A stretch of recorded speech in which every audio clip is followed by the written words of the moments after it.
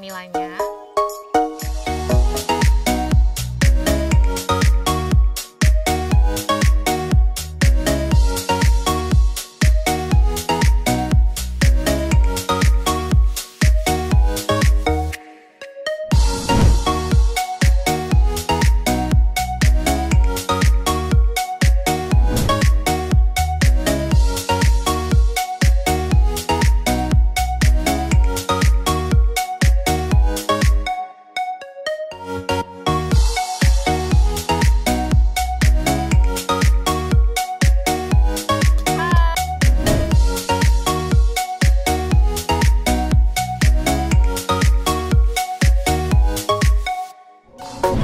Nah, kenalin dulu nih sahabat di rumah. Ini dia nih sahabat saya Lily Yulianti yang jago banget bikin dessert dengan bahan keju. Ini salah satunya dan masih banyak lagi yang lain. Nanti kita coba salah satu ya.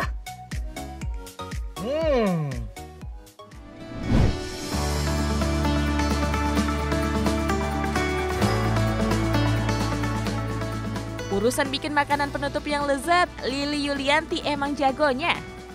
Dessert box keju bikinan Lily, dijamin bikin ketagihan. Nggak salah sih kalau olahan keju buatan Lily enak-enak, karena pengalaman Lily dalam dunia pastry udah teruji. 2019 lalu Lily bahkan mengembangkan kemampuannya hingga ke negeri Dubai.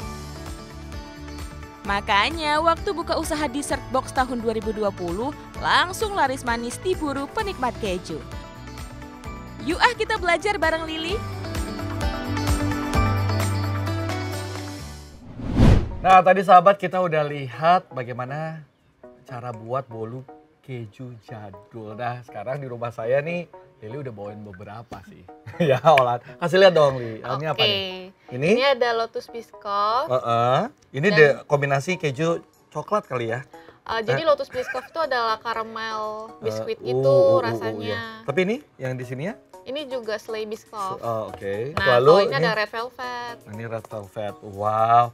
Kalau dari 3 yang kamu bawa sekarang ini di rumah saya, mana yang paling mudah? Kayaknya yang bolu jadul ini ya, bolu keju jadul yang paling mudah. Iya, yang bolu jadul ini yang paling gampang ditemuin sih dan gampang dibikin. Gampang dibikin. Kayak butuh waktu berapa lama?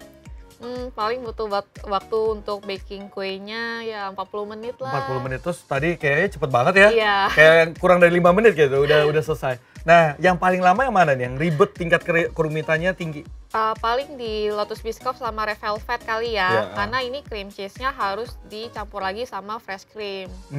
Agar bikin teksturnya jadi lebih ringan. Oh, berarti ada apa ya? Diperlukan spesifikasi yang lebih detail lagi gitu ya? Iya, betul. Ada do and don'ts-nya nggak kira-kira ketika bikin ini? Paling pas dicampurkan cream cheese-nya, itu harus taruh krimnya itu perlahan-lahan sih, sedikit-sedikit. Jangan langsung semuanya, nanti akan bakal ada crumble dari kejunya. Oh, wow, jadi emang harus hati-hati ya cara mengolah berbagai jenis keju ini untuk dijadikan dessert. Nah, boleh nggak dikasih tips buat sahabat rumah kayak gimana sih yang perlu diperhatikan ketika mengolah keju untuk jadi dessert? Oke, paling kita harus lihat dulu teksturnya. Kalau misalnya dari keju cheddar ini, kan dia teksturnya lebih padat dan agak keras. Nah, jadi kita bisa menggunakan diparut dan cocok untuk dessert. Nah, kalau cream cheese ini, dia kan lebih creamy ya. Jadi cocoknya untuk sebagai bahan krimnya. Nah, bisa juga cream cheese-nya dicampur dengan fresh cream, sehingga dia teksturnya bisa lebih ringan. Gitu. Kalau yang ini? Kalau ini kurang lebih sama kayak biscoff lotus, dia pakai cream cheese dan bedanya ada di cake-nya. Cake-nya ini adalah cake red velvet gitu. Hanya bedanya itu aja ya. Nah, kamu nih dari 3 yang kamu bawa, sebenarnya kamu bisa membuat berapa banyak lagi dessert dari keju? Ada tiramisu. Tiramisu itu sebenarnya dari keju juga. Mendengarnya saja sudah gila. Karena tiramisu kan pakai mascarpone. Betul. Nah, lalu ada juga sih panduan keju dan coklat. Oke, jadi banyak banget gitu ya. Banget. Nah, itu inspirasinya datang dari mana? Banyak lihat di internet? Banyak lihat di internet, terus? Instagram, searching-searching. Terus coba YouTube, buat gitu ya? Kamu ingat nggak buat. ya ketika kamu buat yang mana nih jenis olahan keju yang susah banget sampai berkali-kali gagal mulu? Mungkin di red velvet kali ya, karena aku harus belajar lagi bikin red velvetnya, terus harus bikin komposisi cream cheese dan krimnya itu yang seimbang gitu. Oke, itu yang berkali-kali ya ulang-ulang. Oke, membekas banget ya, pasti rasanya enak banget ya sahabat di rumah. Nah, penasaran juga kalau ini kan kita olah ya, kejunya menjadi yang enak dilihat tapi rasanya juga enak gitu, lezat. Penyimpanannya gimana? Mudah nggak sih? Cukup mudah, yang pasti cukup tutup di kontainer yang tertutup rapat sehingga kejunya itu tidak terkena udara dan jadinya keras gitu.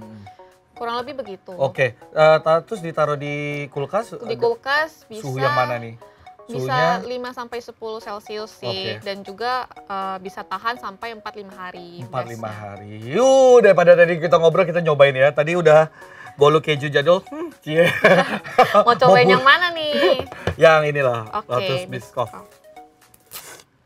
Oke, silakan. Sampai deg-degan sendiri. Kita coba ya.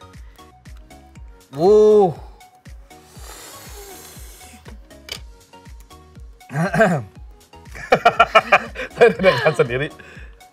Oke, wah. Ini karamelnya. Iya, betul. Intinya dalamnya ada vanilla cake sama cream cheese-nya. Oke. Terima kasih. Enak. Ayo ngobrol aja sama sahabat rumah nggak makan. Enak-enak. Satu lagi ya.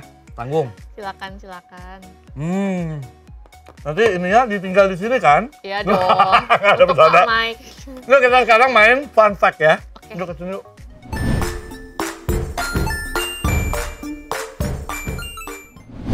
Nah, kita akan seru-seruan nih sahabat rumah mendengar penjelasan soal keju, fun fact keju dari Lily. Ya, kita lihat yang pertama. Nah, ini apa nih? Keju dan tikus kali ya ini Nah, ya. apa nih? Ya, iya betul. Ini tikus ya. Ini keju betul. Apa nih fun fact-nya? Mungkin sahabat sering dengar bahwa tikus itu suka makan keju. Ya. Nah, sebenarnya itu adalah mitos karena Oh, itu mitos. iya, kalau kita nonton dari kartun-kartun Tom and Jerry kan Jerry-nya suka banget nih makan keju. Nah, sebenarnya tikus itu sukanya makan buah-buahan, dia nggak suka makan keju. Oh wow, baru tahu saya ya. Saya pikir emang benar-benar kayak, makanya kalau kasih perangkap tikus Pakai kan ada keju kan? Iya. Padahal enggak ya. Oke, berikutnya. Wah, ini keju dengan tulang tulang. kayaknya ya. Iya, iya betul. Karena keju itu kan tinggi akan kalsium, jadi sangat bagus untuk tulang dan gigi. Oh, pantas saya berasa tulang saya Strong ya. Padahal baru hari ini makan keju. Oke, berikutnya. Wah, ini bendera Amerika ya, keju dan bendera Amerika. Nah, fun fact-nya adalah orang Amerika Serikat itu suka banget makan keju, sehingga sampai saking sukanya mereka mendedikasikan keju itu di tanggal 4 Juni sebagai Hari Nasional Keju di Amerika Serikat. Wow, pantesan badan mereka juga besar-besar ya. Iya. Pertumbuhan tulangnya sangat lebih dari standar gitu ya. Wah, selanjutnya.